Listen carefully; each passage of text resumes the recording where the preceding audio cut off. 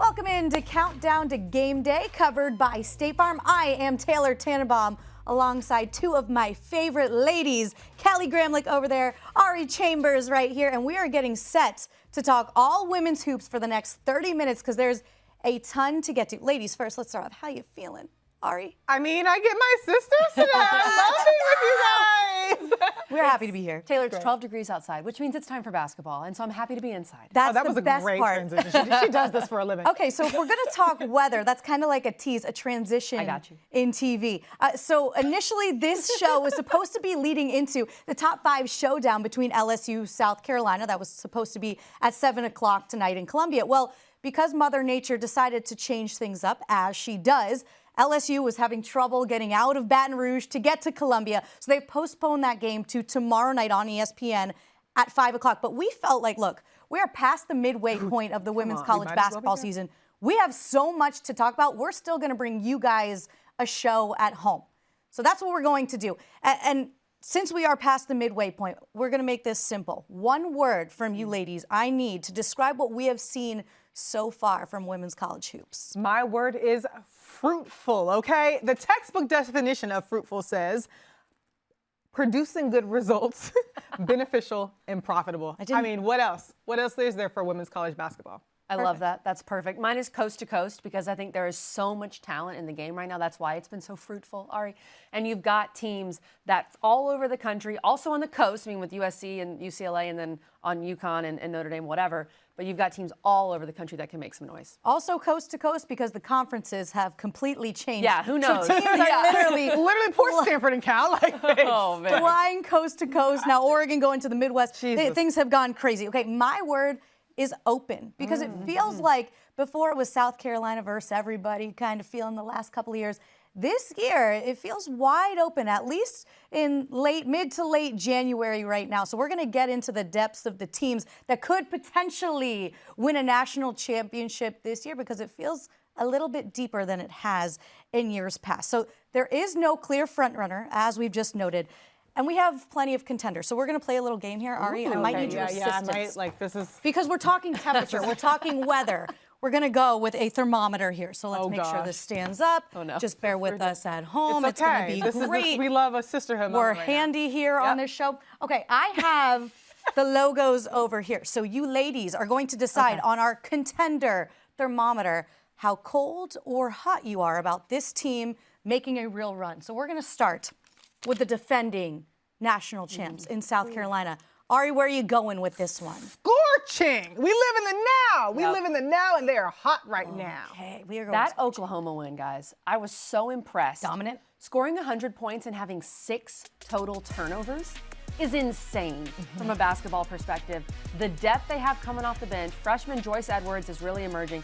MiLaysia Fulwiley seems to be more comfortable in the role that Dawn Staley's trying to have her play. Tessa Johnson has been great. And those aren't even starters for South Carolina. So I agree with scorching. I mean, they're really hot right now. And we're going to get into the Gamecocks a little bit more because later in the show, we will preview the LSU-South Carolina game that is now coming up tomorrow. Okay, Southern Cal. Kelly, where are you going with this one? I feel like I need to reserve scorching for a different team. I think Southern Cal is hot, kind of right there in the middle. So like right here? Yes, they're playing, right there. They're playing good basketball. Okay. They're running through the Big Ten. They're handling their business. JuJu Watkins is playing great. She's been much more efficient this year. She's handling kind of that superstar nature of what she's having to deal with. But I want to see Southern Cal, UCLA. I want to see Southern Cal against maybe some of these bigger teams in the Big Ten, if you will. So I'm going to put them at hot. All right, we like that. Notre Dame, the Fighting Irish. South Bend, very, very chilly right now. But how are we feeling about the Irish, Ari? I know we say, oh, it's so icy in South Bend, but they have enough to heat it up. I have them at hot. I'm gonna give them hot. Okay, so like we'll go right here. Yeah. Or you want them right here? Yeah, right there. Okay. What Notre Dame has the advantage. The AC, all these conferences are great, right? We have the Big Ten, we have the SEC, we have the ACC. But for battle testing night after night, Notre Dame undefeated so far going into conference, as these others are, but they just have all the pieces, right? And as long as they stay healthy, like Maddie Westbrook back, Hannah Hidalgo, Olivia Miles, Sonia Citron, who we don't talk about enough. At all. Yes. Just all the pieces are put together for them to not only lead the ACC, but to make a deep run, if not contend for the championship. For sure. And Notre Dame, no ACC team has ever gone undefeated with the 18-team schedule we have now in the league. Brutal. That's what they're looking to do. The last team to do it, just undefeated in general, was Notre Dame in 2016. And no shade, before we move on, Notre Dame has won a national championship with literally half a volleyball team. Yes. So, like, are we going to talk about how, like, Ask Coach down the hall. They have, like, one working ACL. Like, Jesus, probably They had like having 5.5 nightmares about players. that. But when you have a Rike, you have a Rike. But so imagine if you have a full roster. That's all I'm Yes. saying. And that's what Coach Neil Ivey is saying. Watch us with our full roster because Right. everyone's starting to get healthy. Okay, UCLA Bruins, where are we leaning, Kelly? This is the other team that I'm going to put in the scorching category. Ooh. They haven't lost, guys. They're undefeated. It's really tough to handle that mantle of being undefeated and continually go out there and get everyone's best shot and handle it like they've been doing. I think Lauren Betts is the most unique player in the country. She is a problem. People do not know how to deal with her. They just manhandled Baylor, who I think is a good team. Lauren Betts had 8 blocks in that game. I love UCLA's depth. They have Kiki Rice. They have so many pieces that come off the bench. I think their depth is the one program in the country right now that can rival South Carolina's depth. And of course, that showed when they beat South Carolina. And Coach Corey Close said, when asked about last year, hey, how do you get over that? And she said, we didn't play the best when our best was needed. Yeah. So she has been focusing on playing the best night after night so that she can prepare them for going on this long run. And it's worked. UConn is always a contender when we come into the college basketball season. Look, they've had highs and lows this year and injuries, certainly. But right now, Kelly, where are you putting the Huskies? Keep in mind, we are in Bristol, Connecticut, so beware. You know, I know be Ari honest. knows how people can get on Twitter and all that nonsense. I will shield you. You know, UConn is getting healthier. Yes, they are. I think I would put them around warm. Because have a warm- yeah, it's kind of like maybe right get them a little here? higher. Yeah. Well, put them on because the high end of to the- me, the two toughest teams they've played, they've lost to in Southern Cal and Notre Dame. Their best win right now is probably North Carolina on a neutral floor. And UNC wasn't playing as well as they are now than they were back in November. They're just not going to be challenged in the Big East. I want to see how they look against Tennessee and South Carolina. I just want to see them beat a really good team. And I haven't seen that yet. But I'm never going to count out Gino Auriemma. I'm never going to count out UConn. They are definitely a contender. I would put them warm right now, Ari. It's just all about health for me. Yeah. Yep. They have the pieces. Coach Auriemma knows how to coach. This is a winning program who historically can make the Final Four appearances. It's just a matter of health. Like Paige and her knee. AZ, like they have all the pieces that they need. Sarah Strong is playing out of her mind, out of her freaking mind. Obviously, the genes are there. Yes. But can you stay healthy? Yeah, a fun note for you, UConn has played 20 games. The big 3 that you just mentioned, those 3 names, have only played together in 12 of those games. So health is a factor. And when they have played together, they're 11-1, the Huskies. And there's that. So if they can stay on the floor as that trio, the Huskies will be a force to be reckoned with. Okay. Projecting ahead to the Final Four. We were asked, what teams today would you put in your Final Four? There's mine at the top, then Kelly and Ari's, and we all have a similar mixture, but all 3 of us are different. I went South Carolina because obviously the pedigree is there, and I think they are hot. They are scorching, so they're on the uptick. UCLA, because rightfully so, they're undefeated. Notre Dame, because of the health thing, they are getting healthy at the right time. And UConn, again, if they can stay healthy, I like the Huskies in the Final Four. I left UConn out again.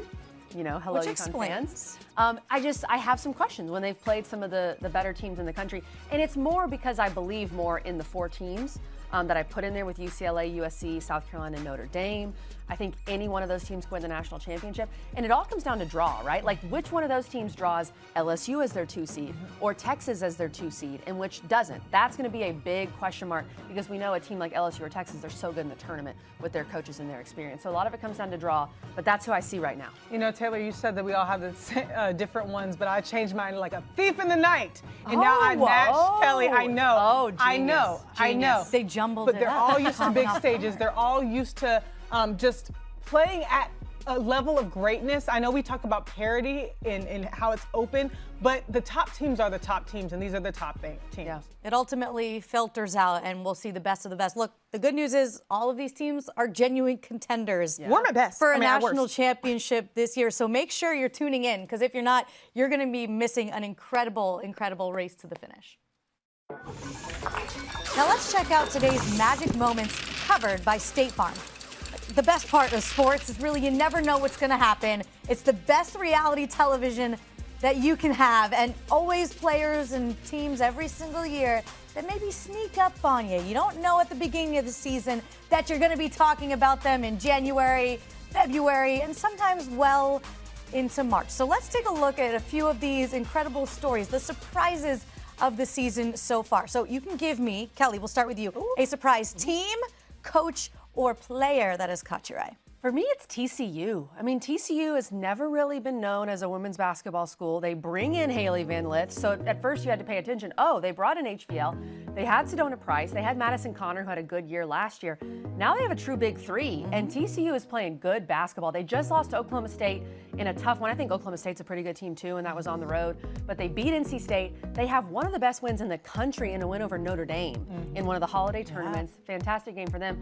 And I just love the resurgence of HVL, averaging nearly 6 assists per game, shooting the best field goal percentage of her career. So how about the Horned Frogs? I did not see that one coming. You know what's funny is because we were like, Hailey, the transfers, how are you going to position yourself to get to the league? Right. That is her goal, to make it to the WNBA. And I'm glad that she has a space and opportunity to really flourish as Hailey Van Lith can.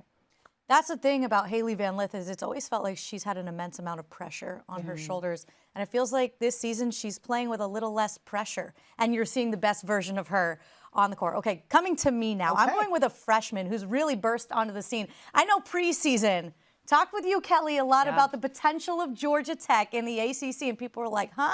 Well, here comes Dani Carnegie, who was a highly rated freshman coming into the year. But what she's done coming off the bench for the Jackets has been incredible, averaging 15.1 points per game. Before she got hurt a couple of games ago, she missed the last 3 games. She was the leading scorer on the team. Again, note, coming off the bench. And this is a team that Nell Fortner has full of veterans, Cara Dunn, Toni Morgan, Kayla Blackshear, but she has really established herself in that role, coming off of the bench and doing what she does on the court. You can see her value for Georgia Tech in the losing skid that they did have, that 3-game skid, because Dani Carnegie was sitting on the bench unable to play.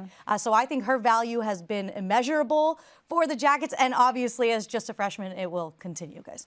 And I hope the committee takes into account these losses for Georgia Tech. Yes. Dani Carnegie's been hurt. She got hurt in the Virginia Tech game and then missed the next 2. They just have to remember that, because Georgia Tech was undefeated until Dani Carnegie got hurt. What a moment. Like, I don't think anybody had written down, we're going to have Georgia Tech going undefeated. I actually watched Georgia Tech versus Rice. My friend is a coach at Rice. Right. And I was like, I get that they were undefeated, but to just watch it in action and just see the impact that she has made, unreal. Best start ever for Georgia Tech this Come on, season, history. up to 13 in the national polls, but obviously they'll try to get back there once Dani Carnegie eventually gets healthy. Ari, turning to your big surprise. My surprise must be a coach, because I have to be different. Kim Caldwell, Always. the mother-to-be, comes to the stage. What I love about Kim is That that picture she too, sir. Okay, when she looks at you, you know she demands accountability. Every single time in those post-game pressers, she does not let up, because she knows the excellence that is Tennessee this season. They come out, they attack, going up and down the court. Very well-conditioned team, and she has set them up to be that. I know there was a lot of skepticism around her coming into it, because, I mean, filling the shoes of the legendary Pat Summitt, and you have Holly Warlick, and you have Kelly Harper, it's an uncomfortable position to be in. You want to talk about Hailey Van Lith with the pressure. Right. Kim Caldwell, her pressure was unreal. And just going into this program that has historically been a great program. When you think of women's basketball, you think of Tennessee. And I've been really proud to see that the only losses that they've had have been so close. And they've gone undefeated. They could have easily been 18-0 now. It just came down to a couple of seconds. But speaking of seconds, we're counting down the clock for her to have this baby now. We're on baby watch. Like, we are on baby watch for real. Kim, a mother, like, just giving us hope for her to be at, she's 36, you know, popping out kids. We love it. Her first child. But there's a funny story, just in true Tennessee tradition, with Pat Summitt. Just waited until the very last second to have that kid, right? She was on a recruiting visit, and her water broke on the way there. She said, I'm not canceling. I'm not stopping at all. I'm going to go through this visit, have it, get back on the plane, because heaven forbid I have this baby anywhere outside of Knoxville, and had the baby. So Kim, right to the very last second, we're on our hands. Following the legend. Very fitting. As someone who's had a baby, I know she's very happy to have had, if whenever she does, to get that baby out. Yeah. She's ready to be done. She's like, a week, I'm back. She's ready to be done. I promise you. So I hope that it happens very soon for her. We love working moms Yeah. on Yes, this show. mothers. We love it. All right, so we were obviously surprised by all of these coaches, teams, and players, but you know what we haven't been surprised by? No. The women that are at the forefront of the potential player of the year. These are ladies that we expected to be there, and they are living up to expectation. In better words, they are who we thought they would be. Period. Magic of Paige Bueckers. Paige Bueckers is just built different. He checked time for JuJu. That's good JuJu right there. Hidalgo after it. Throws it overhead to Miles. What a highlight. Walk right back. Great defensive stop there by Lauren Betts. Look, if these women don't make you want to watch college basketball, I don't know what will, because they are stars. You see the names and faces on this list, the race for player of the year, the resume comparison. And I know Hannah Hidalgo right now, if you poll majority of the country, probably going to lean toward the superstar for the Fighting Irish. But these other names, look, it is far from over right now. But let's start with Hannah Hidalgo and talk about her, go deeper into why she is the front runner right now. Ari, why would you give HH the nod? Well, let me tell you, those hoops that she wears, they have magic. Yes. Hoops for the hooper. With Hannah Hidalgo, a two-way player that's just so impactful. And I look at energy when I look at players. I'm like, how can you ignite your teammates to want to be better? And that's one of those ones that she's one of them ones, okay? She gets down the floor, she gets her shot, she's pesky, she's annoying on defense, right? And so I just love her overall game. She brings so much. She fills the stat sheet. Love her. I think she is one of the best two-way players we've ever seen in women's college Ever. basketball. When you look at her numbers, about it. especially at her size, Yeah. we're used to talking about two-way players like a Brittany Griner because of her blocks and her Right. defensive presence. Right. But she was, 6'8". Hannah Hidalgo at her size is one of the most impactful players for that size of a player that we've ever seen. The steals that she can come up with, It's the steals. it's the steal, the value that she brings on defense, and then that competitive side, Ari. I mean, if you enter a game and she's guarding you, you're thinking, oh my gosh, like this is going to be the longest night of my life. I mean, that's what you think when she shows up defensively. Oh, by the way, she's second in the country in scoring. Right. Like we can't leave that part out. Her three-point percentage is up nearly 10 points. She's shooting much better from three. Notre Dame's the best three-point shooting team in the country, partly because of her. And then look at what she did on the big stage, right? Against Southern Cal, she was phenomenal. Right. Against Texas, against UConn. There is no knock against Hannah Hidalgo. To me, she's the best player in the country, and I think she's the National Player of the Year. And Kelly, weren't you saying, you look at her efficiency and you think that like, it cannot possibly be the smallest person on the court, but it Right. is. Right. She is so efficient. So if you have that energy, you have the ability, and you make it packaged pretty into an efficient little package, perfect recipe. You get for Hannah everything. Hidalgo. Yeah, You she- get Hannah with the hoop. Small in stature, but big Yes. competitor. Arguably the biggest on the court. And you mentioned second in the country in scoring, also second in steals, which reiterates your point. One of the best two-way players we've ever seen Yeah. in the game. Okay, but the other ladies, like I said, this race is not over yet. Paige Bueckers is another name. Make the case, Kelly, for why Paige is still in this race. We want to talk about efficiency. Yeah. I think Paige Bueckers is one of the most efficient, if not the most efficient guard we've ever seen in women's college basketball. I mean, look at her numbers. It's unbelievable what she's doing. They're generally the only players that can shoot over 50% from the field are post players. But Paige Bueckers is so good. To shoot nearly 60% from the field as a guard is almost unheard of. The way she's leading UConn through all these different, they have had injuries, they've had players in and out of the lineup. It doesn't affect her. She still has played well on the big stage. She played well against Notre Dame. Of course, UConn didn't get the win, but Paige Bueckers is still just one of the most talented players that we have in the game. Of course, she hit 2,000 points. What a milestone for her. But to your point, Taylor, the season's not over, right? Let's see, as Bueckers and UConn play South Carolina and they play Tennessee still on their schedule, what can she do in those games? I'm just worried about her health. We've seen historically, once you get that one knee injury, it just is recurring. So I'm just praying that Paige Bueckers can stay healthy so we can see her reach her potential before she does enter the next step of her career. And the rest of her team, by the way. Just all Knock the on she it. needs, I know this is 10, needs the help. works. but knocking on wood. Doesn't matter. Okay, JuJu, obviously one of the best players in the country. Appointment TV when you turn on Southern Cal. Okay, make your case. Sorry, why JuJu is still in this race as well. Judea, cool as a cucumber. Is that what the aunties say? Cool as a cucumber. Her composure alone is enough to sell me. But her offensive ability has always been great. She is leading? She's the fastest one to 1,000 points.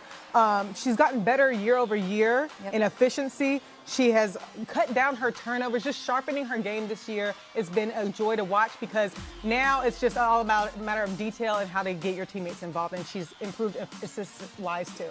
That's big, Ari, because my one knock, just a tiny knock on JuJu last year, was the efficiency, right? At times, she'd maybe go 6 for 20, that kind of thing, because Southern Cal needed her to do so much. Yeah. She's so much more efficient this year. She's taking better care of the ball, and she's got better players around her. Kiki Iriofen's been great. She's got other weapons, too. But that pressure that she has every night, right, of what she needs to do for Southern Cal to win, Hidalgo can have a little more of an off game, and generally Notre Dame's fine. Right. But for Southern Cal, they need JuJu to show up every single night. So she's embraced that. And to think that she's playing even better than her historic freshman year is really impressive. What sophomore slump? No, none at all. Here? Not None a at single all. one? Can't find it. Can you find it? Because you can't. No, and keep in mind, she's on the top of everybody's scouting report, right? Yeah. So she's Circled and highlighted. Exactly. And that's She's- scary at the other pieces that are around her. If she's at the top, drawing all that attention, Kiki's having her way. Yeah. Exactly. The transfer from Stanford doing big things for the Trojans now. Lauren Betts, if you were going to have this conversation, you can't leave the big from UCLA out. You, I know, Kelly, are very high on Lauren Betts. What does she bring to the table and could potentially be the player of the year? She is unlike any other player in the country. She's unique. In the presence that she has inside, she had 8 blocks in their win over Baylor, a pretty good Baylor team. Of course, in that South Carolina game, she was phenomenal. She's just a different type of body. And there are very few teams that have a player that can compete with her size. We saw that against South Carolina. So she brings such a unique skill set to UCLA. And heck, UCLA right now, #1 in the country. They're undefeated. Big reason why is Lauren Betts. Janiyah Barker said, hey, she opens up our offense for us because she draws in that double team. And if you don't double team her, she's going to score. good luck. Right. So that presence alone is enough for her to carry UCLA. Yeah, she anchors that UCLA defense, Absolutely. which is second nationally in opponent field goal percentage, and obviously what she does around the rim. You can't match that. So Lauren Betts, keep an eye on her. If you haven't been watching, I don't know where you've been if you haven't been watching. Where have you Okay, been? so those are the stars. And obviously they're on the top of everyone's scouting report when you're watching women's college basketball. But how about the players that are maybe under the radar we don't know as much about? Don't sleep is what we're labeling Shout this out, Ari. segment. Don't sleep on these young ladies. And one thing Ari Chambers is going to do is she's going to take to Twitter to pose a Always. I'm gonna be question to online the people. chronically. There's one thing about you. Okay, so you put out the question to people, hey, who have you been watching around the country? Some hidden gems, some under-the-radar players that we should not be sleeping on. And the responses were far and wide. How about McKenna Hayes coming through to talk about Madison Hayes at NC State? I mean, sisterly love. She said, hey, this is my sister. But Madison Hayes has just been, we talk about Isaiah, we talk about Sanaya, but Madison is really that anchor. She has a shot on her. She helps with the offense, and she's a spark too. Defensively, she's really good. She can guard so many different players, and she's been so good from the three-point line, too. Clara Strack, this is a player who was a freshman at Virginia Tech last year, played really well in the tournament with Liz Kitley hurt, and now with Georgia Amore, she's playing so well for Kentucky, a team that right now could get a top 3, top 2 seed in the NCAA tournament. She's been really good. Kenny Brooks to the SEC. Huh. Always a Wherever big he goes, he fan wins. of Kenny Brooks. Yeah. All right, what about Grace Larkins for South Dakota? I love an underrated player. I mean, this is what it's all about, venturing over to South Dakota, because we don't talk about South Dakota enough, but like, hey. Numbers, we should be talking Numbers about don't Grace. lie. Look, Numbers don't lie. Men lie, women lie, numbers absolutely don't. One of the best personalities in college basketball, Harvard. Harmony yeah. Turner is hilarious, and obviously she can hoop too. She said, y'all better know the name. Hey. And I mean, we sleep on Ivy League as a whole in general. I mean, Princeton over the years, Harvard over the years, but Harmony has been putting up major numbers, major numbers. In Harvard's win over Boston College, she absolutely cooked. And then just- Diamond Johnson, guys, when she was at NC State, Period. she was one of the better players in the ACC, transferred to Norfolk State, and they run the league at Norfolk State, and she's been so good. Yep. I mean, go Pack. Number 6 nationally in the 2020 ESPN rankings coming into college. So it's great to see her at Norfolk State doing what she's doing. All right, we have our own players that you should not be sleeping on. We've done our research. So Ari, we're going to start with you. If you're going to hype up your alma mater, then I know you're going to hype up mine too. Let's go. Go FSU for Tannebaum. Look, reigning AP Player of the Year. She's the leading scorer in the country, and we should be talking about her. I mean, what more do we need to say? Ta'Niya Latson, she doesn't get enough attention because her team has not historically put up the numbers, the wins in the win column, but she has consistently been a great scorer. I know you know a lot about her. I think she's the best at the rim scorer in the country. She gets to the rim at will. She gets to the free throw line, and her three-point percentage is way up this year too. She is the definition of a walking bucket. Can fill That the is stat Ta'Niya sheet, Latson. right? Yeah. She's 49.6 from the field, up from 47.6. So like just constant improvement too. Oh, 100%. Ivory Latta, who was great at North Carolina, loves to watch great guard play. Of course, she calls her Baby Flash, like Perfect. a little Dwayne Wade. Yes, that's what she is. Which is a great fit for Ta'Niya Latson. Okay, you're going Iowa State and the star there as your don't sleep player. This player to me is so fun to watch. I don't think there's anyone really like her Yeah. in women's college basketball, in Audie Crooks. And she's just been fantastic for Iowa State. She's doing everything for them. She's averaging nearly 23 points per game, 7 boards, shooting nearly 60% from the floor. Her usage rate, which is a big advanced stat, basically showing how important you are to your team and how much they use you, second highest in the Power Four behind Ta'Niya Latson. There are few players in the country that mean more to their team than Ta'Niya Latson or Audie Crooks over at Iowa State. Look at her. Look She at said, her. Get that out of here. I mean, she has to show up every night for Iowa State to win. That's what's so important. She can't sleep. She can't sleepwalk through a game, and so we can't sleep on her. And there was a really cool moment circulating on I Twitter love this it. week with a little fan. That is literally her mini-me. And look at the shirt, says smile like Audie. I remember cute. when I was younger going to the NC State women's basketball games and seeing the players in real life, and I know it was a formative memory for me, just knowing that I can be just like them. I can be on the biggest stage, and that little girl, just so precious, just so precious. Very cool. That's what it's all about right there. Baller I love on her the shirt, court. too. Yeah, great. And a great person off of it, obviously taking time out of her very busy student-athlete schedule to meet with that little fan. Okay, I'm going Camille Pierre at Yes. Vanderbilt. Who Vanderbilt, by the way, just picked up a massive Yes, they did. top 25 win over Tennessee this last weekend. She's averaging 22.3, 11.2 rebounds per game. So she's averaging a double-double right now, up from last year. Last year, coming off the bench, 9 points per game, 5.3 rebounds. So her numbers are skyrocketing for Vandy. She leads the team in scoring, obviously, on the boards as well. And this is a team, Michaela Blake's young freshman doing her thing. I see a future with these two as the core for the Commodores. When we tweeted it out, everybody said her name. So I think that, generally, the girls know. Yeah, we know. All right, so make sure, wake up at home.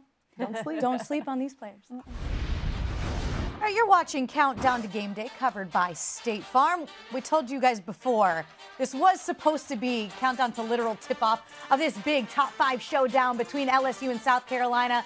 But because of weather, game postponed. Yes, it's snowing in the South right now, to tomorrow, Friday, 5 o'clock Eastern, right here on ESPN. Look, the game will go. It's just not happening tonight. So let's break down this matchup. We're now a little less than 24 hours until tip. Starting at the top with the coaches, Kelly. You have Dawn Staley on one side, Kim Mulkey on the other side. Two very different personalities, obviously at the top of the game in women's college hoops. How do you see that playing out on the court? Two of the best coaches that we've ever had in women's college basketball. Two coaches that have won national championships, so they know what it takes to get there.